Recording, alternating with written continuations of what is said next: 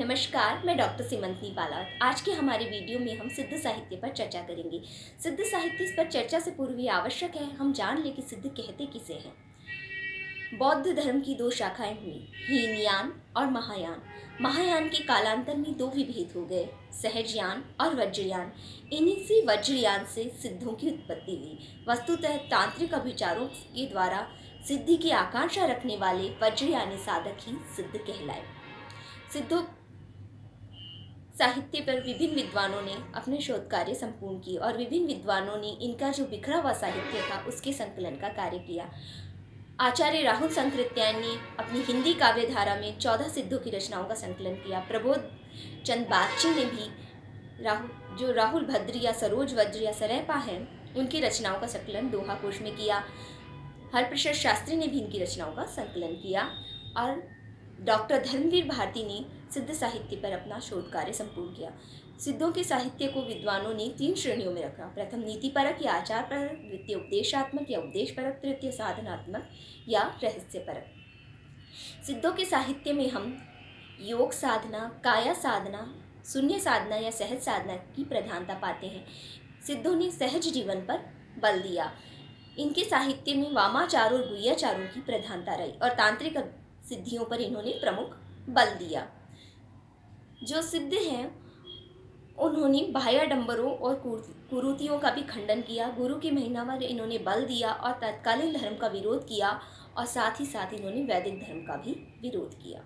सिद्धों का मुख्यतः प्रभाव बंगाल, बिहार और असम जैसे क्षेत्रों पर रहा। इसी से इनकी भाषा के निर्माण में भी इन क्षेत्रों का बहुत अधिक योगदान रहा। इन्होंने अर्धमागधी अपभ्रंश में अपना साहित्य का मुख्यतः सृजन किया।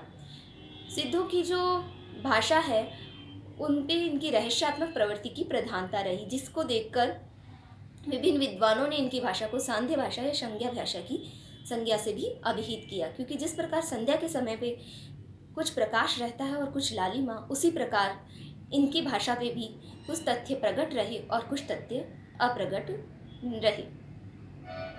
सिद्धों में प्रमुख सिद्ध थे सरहपा, सबरपा, लुईपा, कण्हैपा और डोम्बीपा।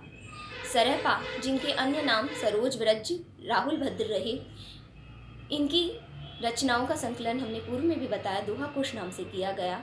इनका एक सुंदर पद दोहा हम देखते हैं। जय वन पवन न संचरई, रवि शशि नाह प्रवेश, ता वन मन चित्त विश्राम करी, सरहरि कही उवेश।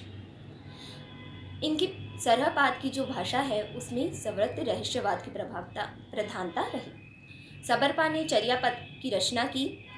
डोम्बीपा ने योगचर्या या डोम्बी गीतिका की रचना की। सिद्धों में सर्वाधिक प्रसिद्ध कण्हैपा रहे।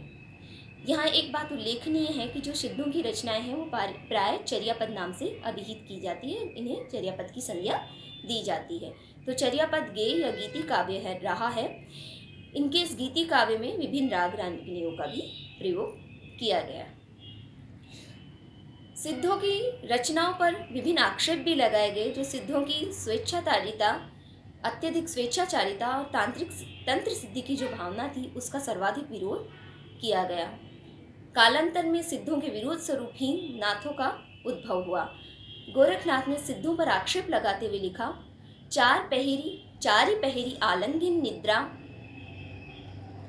संसार जाई विषया पाई। इस प्रकार से इनकी आलोचना की गई। आज हमने सिद्ध साहित्य पर चर्चा की। धन्यवाद।